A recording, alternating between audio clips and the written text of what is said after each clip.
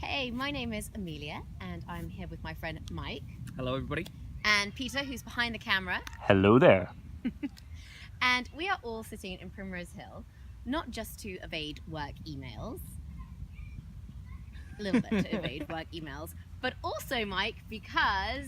Well, because this week is English Wine Week. Yep. So this week is lots of winos from all the way around the country, all the merchants, all the sommeliers out there. Producers as well, absolutely. We're all here to kind of tell the general public about all the great things that's happening with English wine. It really is a thing these days. And so that's pretty much why we're sat here as well. So we're going to tell you a little bit about it.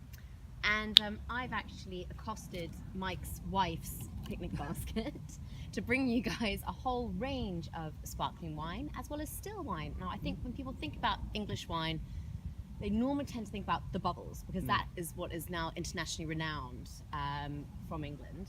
But we actually make all kinds of styles of wine, from as far up north as Yorkshire. Even in Wales, they're making wine. I must confess, we do not have two examples from either of those places today, but they are available, absolutely. First bubbles we're going to have is actually made by Waitrose themselves. So the first supermarket to start making their own wine. So this is their Letford estate, made at the Waitrose farm in Hampshire. And it's a blend of the three main grapes used to make champagne, so Chardonnay, Pinot Noir, and Pinot Meunier. And it's the 2012 vintage, which was a great vintage. And now it's available at stores with a 20% discount, making it about 20 quid. The reason English wines have been so successful, especially in all these international competitions, is because where they're planted, the grapes manage to keep their acidity, which makes them really super fresh. So in that one, without trying to digress too much onto a weird tasting note here, you know, but that kind of that citrus overlay, that really pure green apple taste to it, it all complements so well with those kind of bready biscuity things you get from traditional method wines, which in England is exactly what people are doing. So when people talk about the price of these things, and sometimes I do appreciate that people think, well, 20 quid for it, you know, is that cheap, you know? Well, it is. This is an expensive method of making wines. And they don't have the infrastructure like champagne to be making these on such a regular basis and in such quantities. Absolutely. In champagne. The offer's only on for the next week or so. Right. So we should probably leg it after. It. Yeah, I was going to say, we've got to try and beat us to the internet. There you go. So, cheers. Cheers. Funnily enough, actually, I'm going to follow up from the Letford estate with a wine from just down the road. From actually a good friend of mine. He's got a family farm over there. It's a guy called Hugh Little, and he makes Cottonworth wines. And this one in particular, so similar kind of setup in terms of the grapes, champagne varieties. But this one has actually just won a gold medal at the IWC Awards at the London Wine Fest. Well, let me have a taste of this. And this is non-vintage, right? The other one was made in 2012, and this is a blend of different. That's absolutely right. Yeah. So basically, they do that in order for consistency, so that every time people pick up a bottle, this is going to be the Cottonworth taste. I like that. It's definitely a lot drier and zestier. Imagine this like a smoked salmon. You could have this at a drinks party with like little canapes and just like cut right through. Absolutely, you know, a nice sunny day on the rolling hills of Hampshire and you'll be all over that one. So, yeah. Good choice. Cheers for that one. There you go. Right, your turn. Yes. So we're going to still be on bubbles, but now we're going to a different county and a different colour. My favourite colour, rosé. Balfour's Hush Heath. It's recently won quite a few awards. I think it's fantastic. They've also been making Pinot Noir now for 10 years. And I think by having that extra vine age for their Pinot Noir, you therefore get a lot of fruit, concentrated, kind of ripe cherries and strawberries, along with that very good acidity, which English wine is known for. Fantastic. Oh, thank you. And you can actually find this wine in all kinds of places. Theoretically, they have it in first class on BA. Not that I would know. I was going to say I can't confirm that either. So yeah. Also in Harrods, Liberty Wines, Waitrose Cellars, Whole Foods, good taste, healthy people. Yeah, you know. And how much is it going for? £28. So it's the same as Cottonworth. That's not too bad, huh? Yeah, and it's 2013 vintage, so a slightly later vintage. But I just think it's a really pretty, elegant rosé, which still has lots of fruit there. Oh, yeah, that cherry's fantastic, actually. Really nice. Very ripe, very fruity. Very good choice. Great. We are now moving on to still wine. Okay. onto the Bacchus grape, which I just love. I think it's a great name.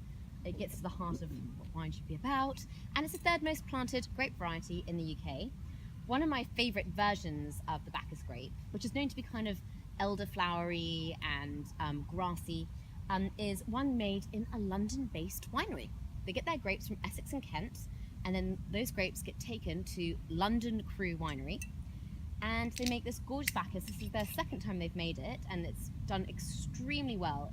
It's just won Best Bacchus in class at the 2017 International Wine Championships, and it's £15. I just think for a drinks party, just if you want to offer something a bit different, as opposed to like a usual Sauvignon Blanc or Pinot Grigio option, it's so easy to drink on its own, as you were saying. Like, it's fresh and it's low alcohol.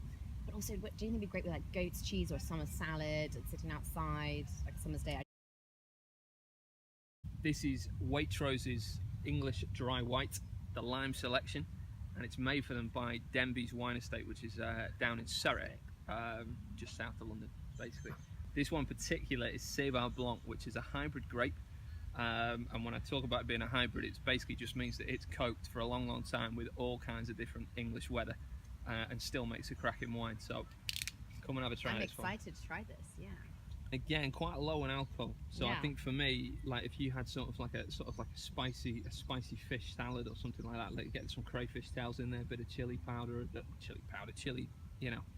flakes, and Actually, I go think from fusion food and Yeah, Thai food absolutely. would be amazing because Well, it's got the acidity, but it's got the aromatics yeah, as well, right? aromatics. Brilliant. Very nice choice, And that it's a one. bit floral as well, which is gorgeous. And for £7 or whatever. £7 right now. Go and buy it. Honestly, very good. So we are actually now going on to Pinot Noir, which is the second most planted grape in the UK, but you still don't see many Pinot Noirs out there just because it does take a few years for Pinot Noir to really age and get the concentration we need to deal with the acidity. Yeah. I could have gone for various ones. I love Bolneys, for example. Well, Sheath do a very good one as well, I have to say. Yeah, but and House Sheath do a very good one as well. But I've actually gone for Gusbourne's Pinot Noir from Fantastic. 2014. And they are based in Kent.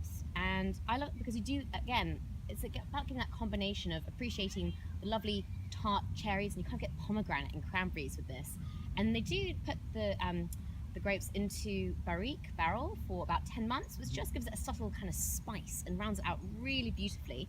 So I'll just see what you think. And this is £22, which I think for a really well-made Pinot Noir never comes cheap, wherever it's from, particularly if you want a well-balanced, elegant one which shows the fruit and various spicy notes and has good balance. So Well, I have to say the first thing, as you said about that spiciness is one of the first things that comes off, and I'm thinking like Moroccan food or kind of some meze, like a because tagine or something like tagine, because Yeah, yeah. it's got the lightness and acidity which can like cut through lots of the heaviness of the food.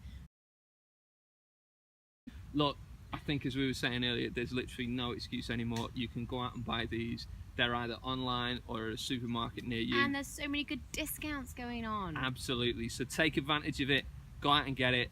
Try these. See if you agree with us. And But surprise your friends too. absolutely, Get them to drink it as well. absolutely. So look, cheers, Cheers, everybody. guys.